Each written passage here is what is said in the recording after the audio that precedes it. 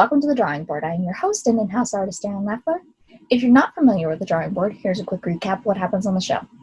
Every episode of the Drawing Board, I invite a guest from the comics and entertainment industry, and we learn a little bit more about what they do. And while learning about what they do, I'm also drawing them. Sounds pretty fun, right?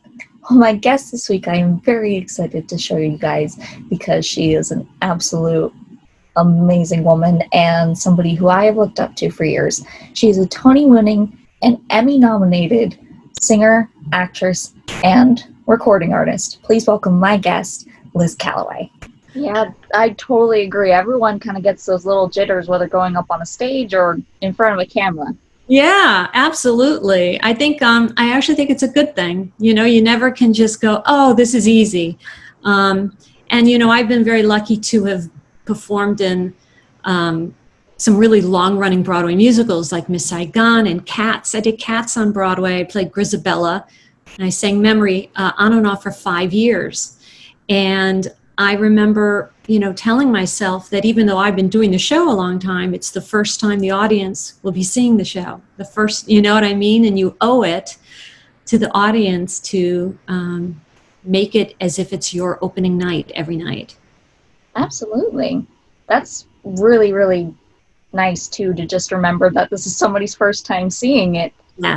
Yes, and you can have a huge impact on people, just in the same way as when I was growing up, there were certain people whose, I loved the Broadway musical company, and I would listen to the Cast album all the time, and Pam Myers was a huge idol of mine, and I've gotten to work with her and know her years and years later, and I can tell her how much her music meant to me. In the same way, a lot of people say how much Anastasia and my other animated movies have meant to them, which is so awesome. It makes me really happy. Well, along with that, this goes hand in hand with what you were just saying. Your work in animated movies, on stage, has touched so many kids' lives around the world. They know and love the characters that you've played and the songs, they'll sing them and everything. What's it like knowing that something you did has helped either gotten a kid into doing the same thing or just touched their life in some way? It's incredible. It's actually one of my biggest joys, knowing that, I've made a difference in people's lives. I never imagined that would be when I did Anastasia, for instance. That was over 20 years ago.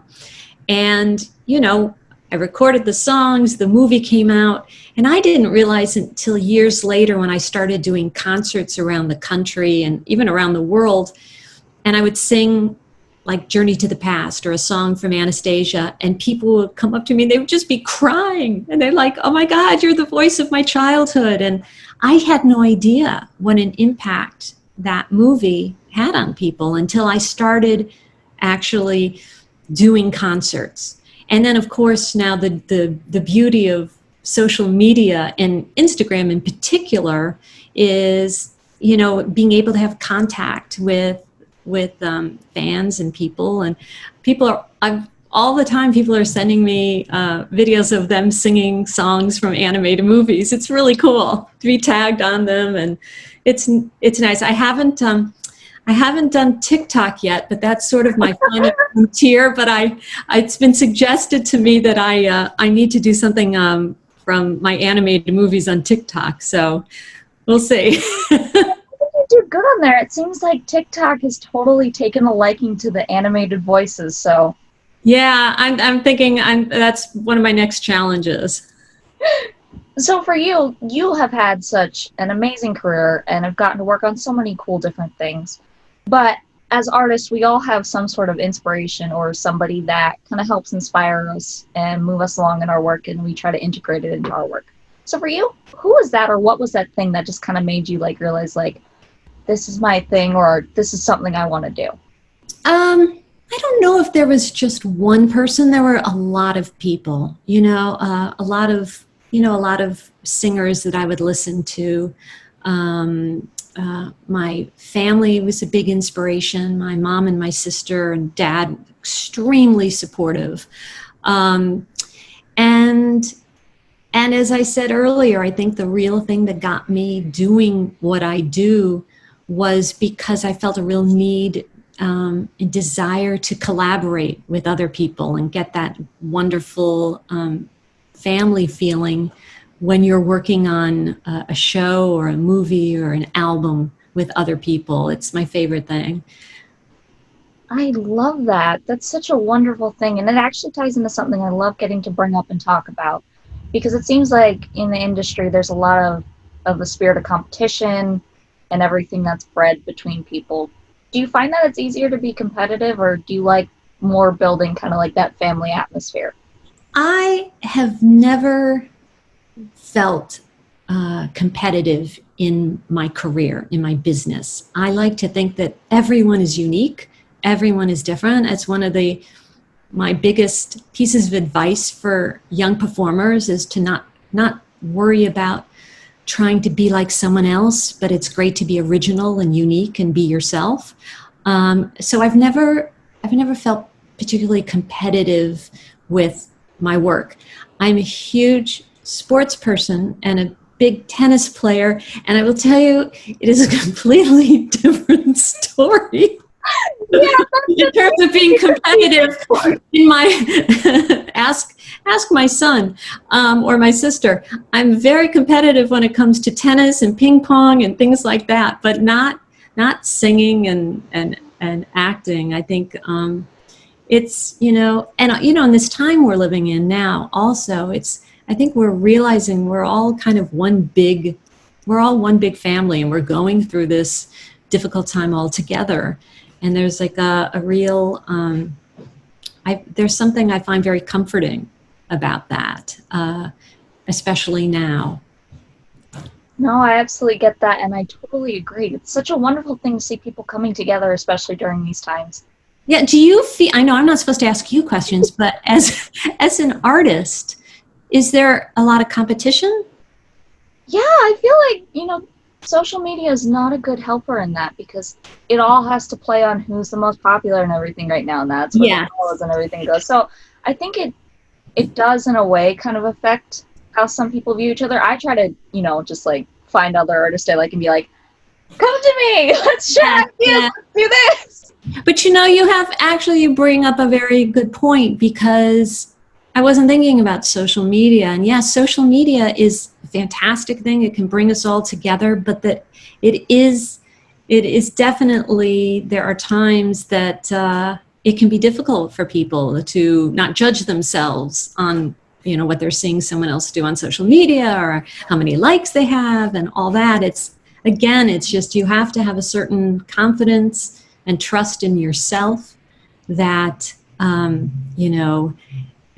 that you matter, and that no one else is going to be like you. At least that's how that's how I try to live. That's wonderful. And that's something I always like to try to say to kids too, because with social media, it seems like it's more like a popularity contest of who's more, who's more trending, who's doing these things right now. So it's nice to hear like, hey, you don't have to do that. You can take it slow, and you can do your own. Absolutely. And what seems so incredibly important one day, the next day it doesn't seem important, Yeah.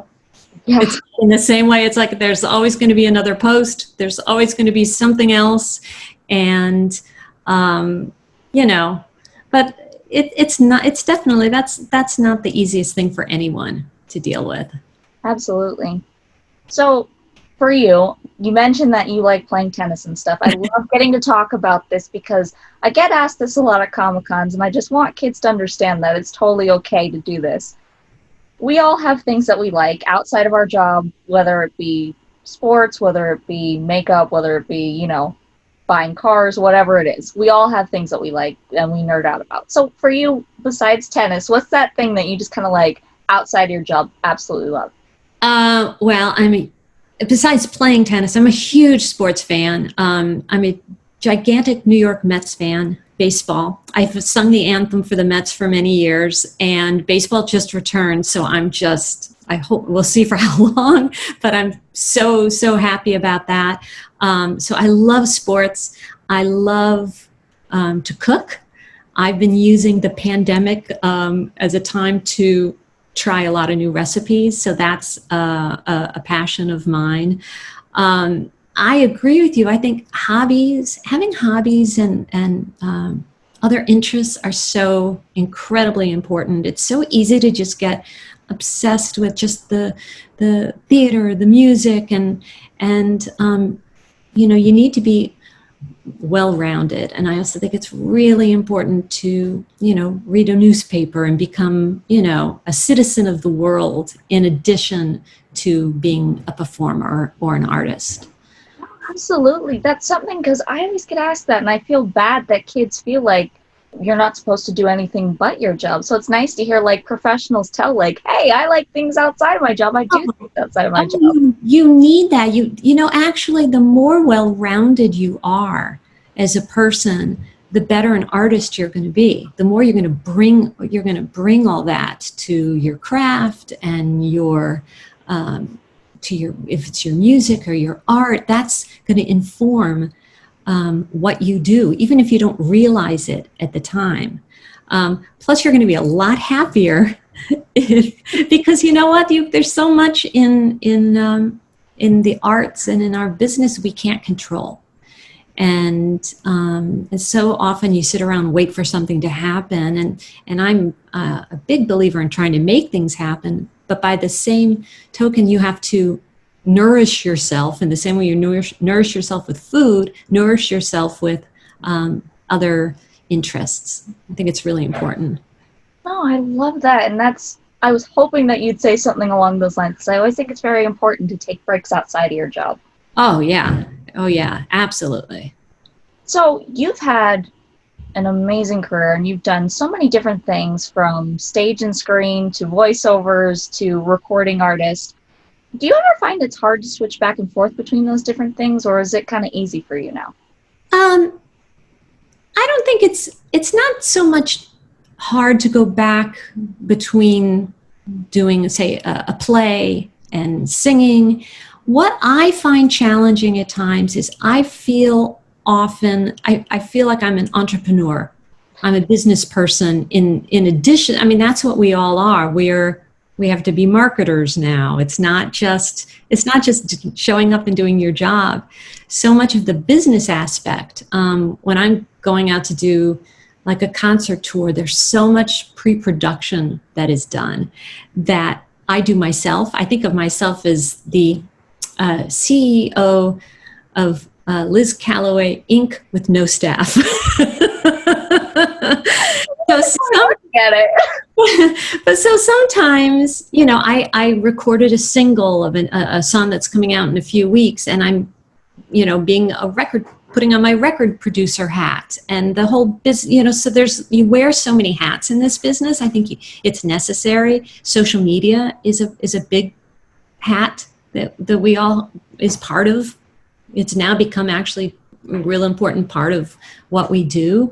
And so sometimes it's that right brain, left brain thing that I can find a little challenging. I was thinking of actually getting a series of hats made that would just be like, okay, I'm a singer today, or today I'm going to be, I'm a record producer today, or I'm this, and, so you just, because we all have different sides of our personality and different, aspects to our work. So I can find that to be somewhat of a challenge.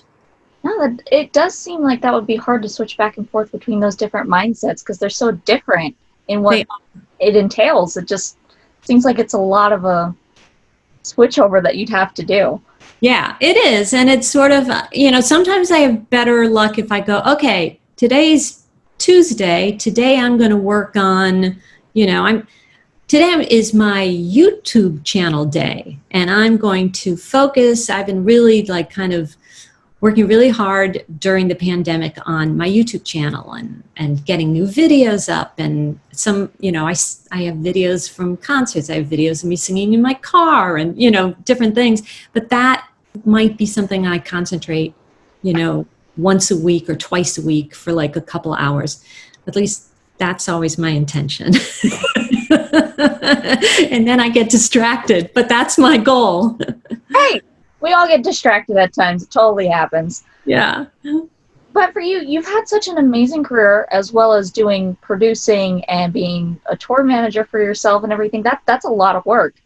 Is Yeah. there something that you wish you would have known when you started all this that you know now? Yes, I think that for a large part of my career, a lot of things came to me without me necessarily really going after them. And I mean, don't get me wrong, I worked extremely hard to be ready for when the opportunities came to me. But now I think, now it's about creating your own, a lot is creating your own work. And I actually discovered the entrepreneurial side of me that I never knew existed. And then about 5 years ago, I started doing, producing some records, and I found, oh, I actually kind of like this. This is sort of, I love to sing and I love to record. It's probably, that's might be my favorite thing to do. But wait, I can create, rather than wait for someone to say, hey, will you do this album? I can create it myself. And I think I didn't, I wasn't as forward about things like that. And I also think I'm more courageous now than I was, in terms of taking risks and knowing that it's okay. It's so important to take risks and to try things. And if you fail, then you just try again. I like to think of a lot of my things as experiments, and because the option is to not do anything. And so I think it's better to kind of, go for it. There's my audition song when I moved to New York was Be a Lion from The Wiz. And do you know that song? Yeah. Oh my God, that was my big, Always. oh my God, me too, I love it. And that was my big audition song. And I've actually started singing it again. And it's really about having courage, and so I don't think when I moved to New York, I was fearless, but then I was less fearless, kind of in the middle of my career. Well, with that, you just mentioned about being fearless at first, and then it's kind of like a little unsteady ground afterwards. A lot of people in this industry, whether it's an artist, a writer, a singer, we all kind of deal with imposter syndrome at times, where we don't feel like, maybe we're good enough for this. So for you, how do you find that you deal with that when you get those feelings? I think it's okay to feel those feelings. If you pretend they don't exist, that's not necessarily a good thing. It's okay to sit with your feelings and go, I feel really bad. And then you dust yourself off and go, wait a second. Again, the feeling passes. And it really just knowing, there's an expression, I have an expression I use before I go out to do a concert, and it's nothing to prove, only to share. And that's really helped me a lot. And another expression that someone told me about is, that you are enough. And it's not always easy to remember that when you're feeling bad, but everyone, even though there's no one in the world, the people who act the most confident probably are the ones who are the most insecure. Every single person deals with insecurity. And if they say they don't, they're not telling the truth. I totally get that. That's a big thing in the industry, and I love that you said it. The people who seem the most confident are usually the ones second guessing themselves the most, because that is the most honest truth that you could ever hear with that. Yeah, it's true. It's true. And right, fake it till you'll make it, and that's kind of like the thing with that. Oh, absolutely. I have a friend who, I do master classes at colleges, and sometimes I have, the kids talk about being nervous when they walk in to do an audition. And I tell them the story of, I had a friend named Kevin, who sadly is no longer with us, but he was a very successful Broadway career, but he was nervous about auditioning. And what he would do is as he'd be walking into a room to audition, he would kind of tell himself as if he's going on The Tonight Show, or, here's Kevin. And he would like hear his entrance music, and that's what he would tell himself as he's walking into the room for the audition. And I just love that so much. It's like whatever you need to do to, you do kind of fake it till you make it. When I'm very nervous before I go out to do a concert. And then once I get into the first song, once I'm out there, I love it. And I love, the interaction with the audience. But before I go out on stage, sometimes I say to myself, why do I do this? Why aren't I a travel agent? Why do I put myself through it? And then once I'm out there, I love it. So you just have to, get going. No, I love that. And that's such an interesting way of doing it. That's probably the best way to give yourself a little hype to get out there. Yeah. But whatever helps is, whatever you can do to, because it takes incredible courage to go in front of people and to perform and to, show your vulnerability, which is a good thing. For you, you've done a lot of different roles that, like I mentioned earlier, are widely known around the world by kids of all ages, especially us 90s kids. We grew up on Anastasia and everything. So it's kind of like all of us are adults now. How is it knowing that like you had a whole generation growing up hearing your singing, and just like now when we just like gush at you like, you're the voice of my childhood. What's that like knowing that? It's awesome. It's awesome. It's what's really interesting now, it's like everyone is, there are people who grew up listening to Anastasia and they're starting to have kids. And so they're introducing their kids to it. And it's incredibly rewarding to know that something you've done is really, it kind of stands the test of time.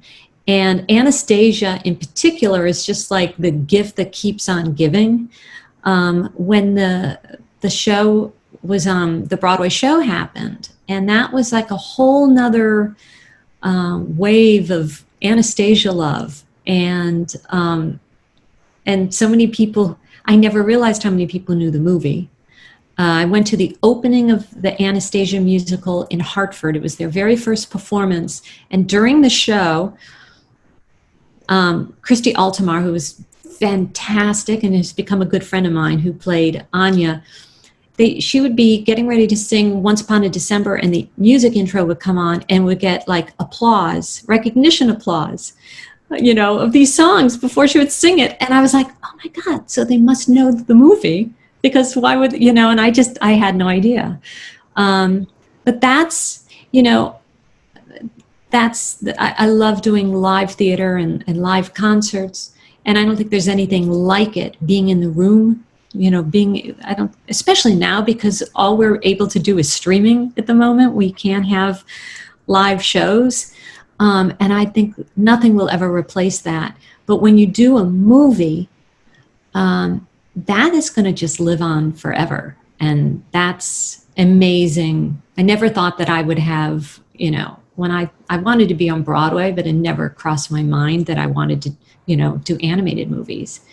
Because that really, it started with really Little Mermaid was sort of like the first of the whole, beginning of that whole phase.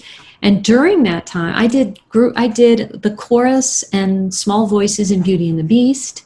I sang in the chorus of Pocahontas and Aladdin, which I love doing choral singing. But I was really lucky. I did a lot of those Disney movies and Swan Princess and Anastasia during that time. And I was just, a lot of my career has been being very prepared, but being very lucky, very fortunate. I gotta tell you, I just nearly wanted to cry, because those are all my movies from my childhood. It's kind of funny hearing the voice behind some of these things, and you're just kind of like. What was your favorite? Did you have a favorite? Animated film? Yeah, animated movie. Oh. It doesn't have to be one of mine. The funny thing is Anastasia's in my top 5, because that one was one I always fixated on. But that's really a tough one. Probably Probably, and I'm saying this tentatively because I'm not remembering most of them right now. Lion King was one that I absolutely adored. Oh, it was amazing. Such a good story, and I just loved Yeah. the animation on it. But Is that what made you want to do what you do? I had so many different influences, but honestly, the animated movies that my parents were very big on Disney, and they got married at Disney, so like, Oh, wow. yeah, I was kind of like born into like all the animated stuff was there, so it's kind of like, yeah, this is what I want to do. This is great. That's so great. I'm a huge Beauty and the Beast fan. I watched that video with my son a million times, and I never got tired of it. I just think I mean, they're all great movies, but Beauty and the Beast, I think is just like perfect. And of course, Anastasia, Beauty and the Beast is just as a person who, just as a movie of something that I've watched Beauty and the Beast more than any other animated movie. And it also helps. Paige is such a sweet woman. Oh yes, she's so. Love her. I haven't seen her in years.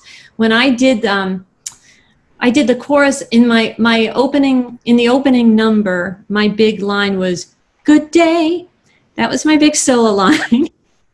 And then I was one of Gaston's three silly girls, and it was like. So if you like go and listen to it, then you'll go like, I have to go back and watch them now. Her voice now. But I love doing the choral. I love singing in the chorus. So for people who are watching this,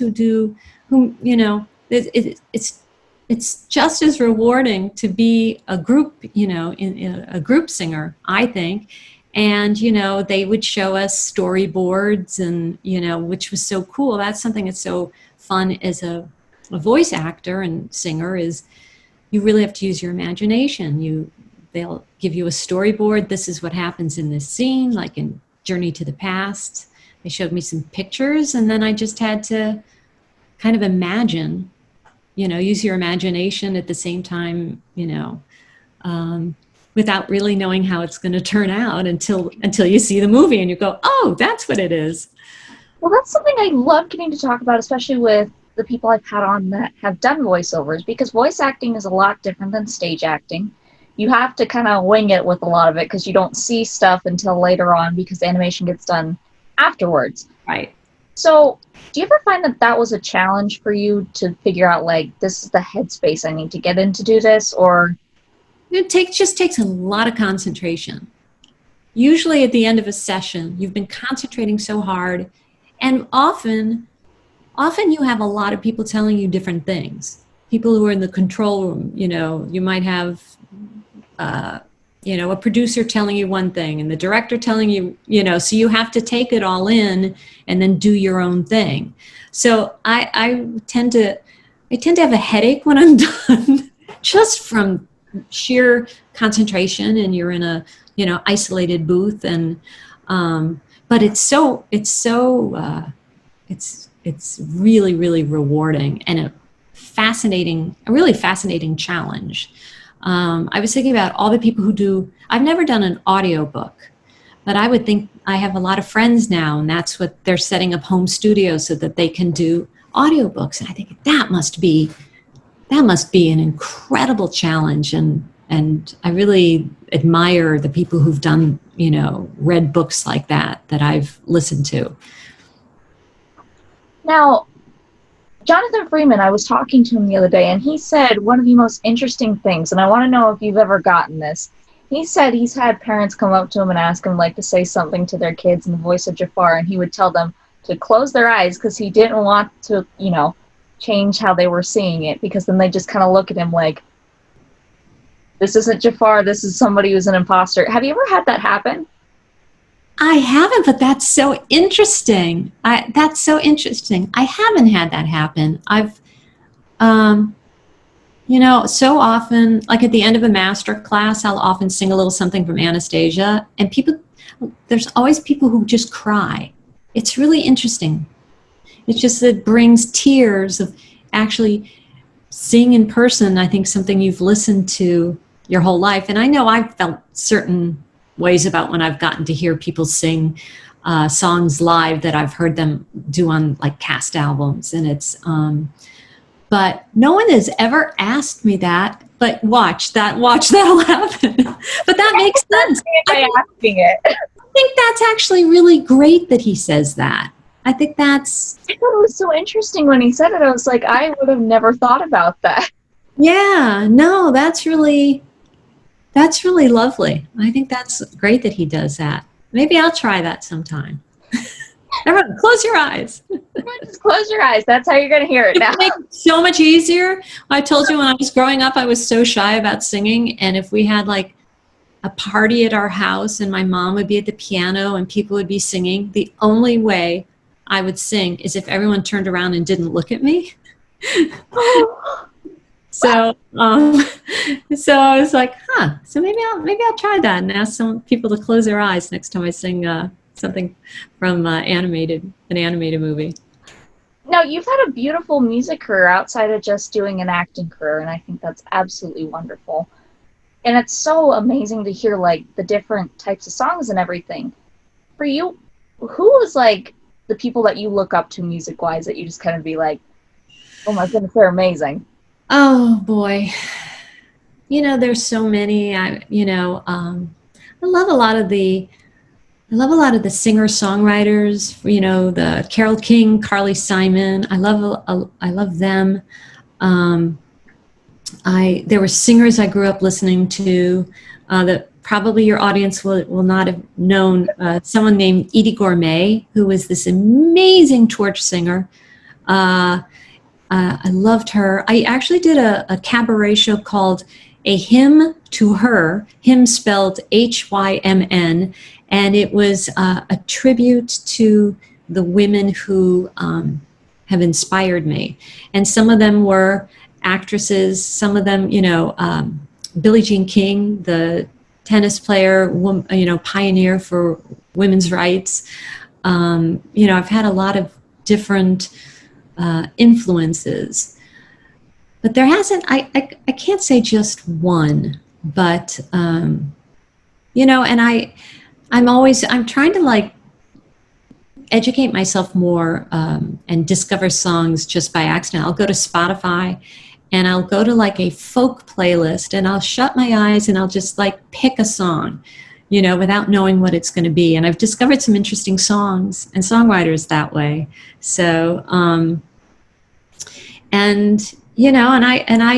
I just hope to keep putting out music and singles and albums. It's, that's something that's really important to me. I think what I really want, and this is the beauty of the animated movies I've done, is I want my music to be relevant for all generations. And that's the beauty of social media. I like to post videos and I love that people are really discovering my music. For the people who know my animated movies, when they discover, oh, she did an album of all 60s pop music. And so people are starting to, hear some of the other things I've done. And that's sort of, that's a personal goal for me, is that I think it shouldn't matter how old you are. If you like something, if you like music, and it moves you and inspires you, then there's nothing better. And it's probably the best way I can share what my gifts are with people. Oh, I love that. That's amazing. And the people that you were mentioning, absolutely amazing. I am a huge Carole King fan, so oh yeah. Now, I've got a couple more questions for you before I show you what I was able to do. I can't wait. Something that that happens a lot in the industry, no matter what job it is. We all get rejections, whether it be for a job we wanted, for a role we wanted, maybe a song that we wanted. We all get rejected in some sort of way. Do you think that's something that kids can learn from, or is that something that they should take personally? Well, you absolutely can learn from rejection, but I think it's very hard not to take it personally. It's natural to take it personally, but the key is to not let it inform you, not let it bring you down. My husband is a theater director, and he said, like, for people coming in to audition, he wants them to be the solution to his problem, you know? So and only one person can get a part. And so if you don't get the part, sometimes it's not because it's you, it's because you're the wrong height or the wrong hair color, or you know, you have to try to not take it personally. And know that I've always felt that I am not like, I've never been like a typical ingenue, and I wasn't going to get every part. But when I was right for a part, then I would. But there are plenty of other things I would not get. And so I kind of had to learn that about myself. And just, you do have to have a certain confidence in yourself. You know, sometimes you can, if you get constructive criticism, that's very helpful. You don't always get that. But every single person has dealt with and will always deal with rejection. And so it's important to know you're not alone. And to not have a chip on your shoulder about it. It's okay, you know, it's okay. And frankly, when bad things happen to you, if you can try to have a sense of humor about it, years later you have war stories to share with people. Sometimes I do shows and I will share like terrible reviews I've gotten, and it's the human nature is if you get supposing you do a concert and you get a review. They may say 95% of everything they say may be amazing, and they'll say one thing that isn't complimentary, and that is what you will fixate on because it's human nature. But I can use it with a sense of humor, and also to go, oh, okay, well, I showed them. It can give you a little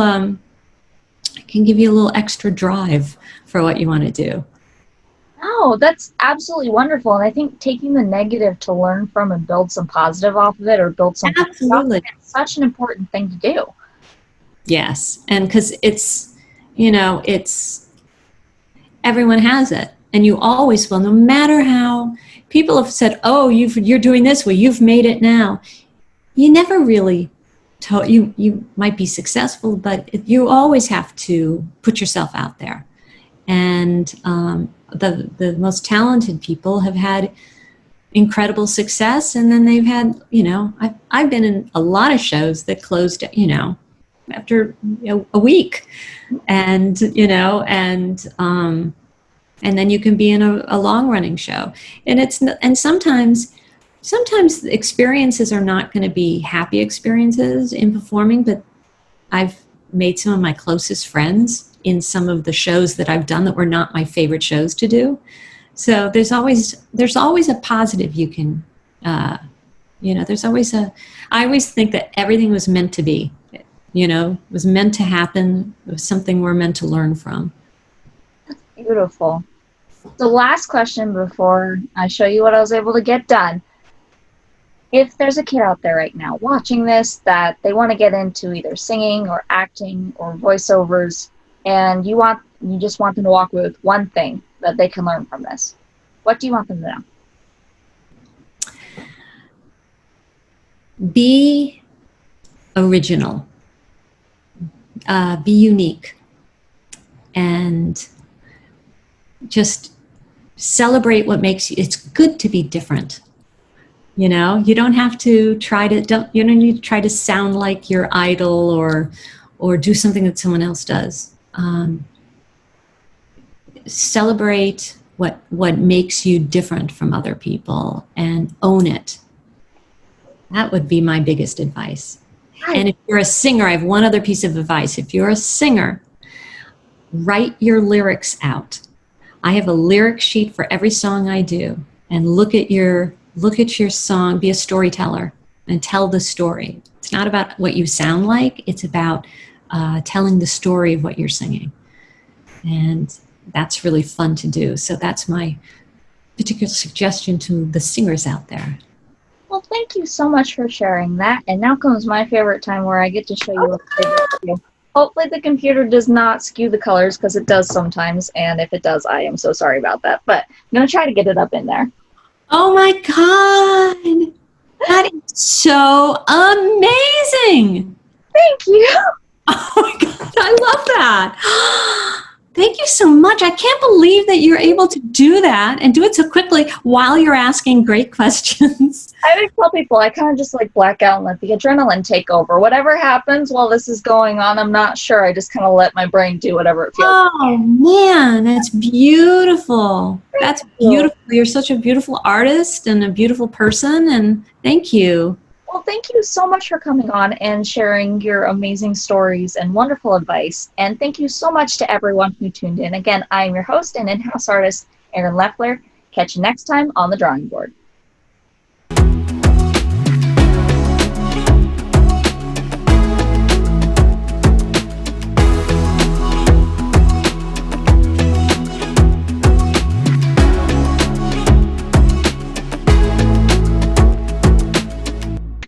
I don't have one of those things yet, so I just use my hands. I'm like, yeah, done.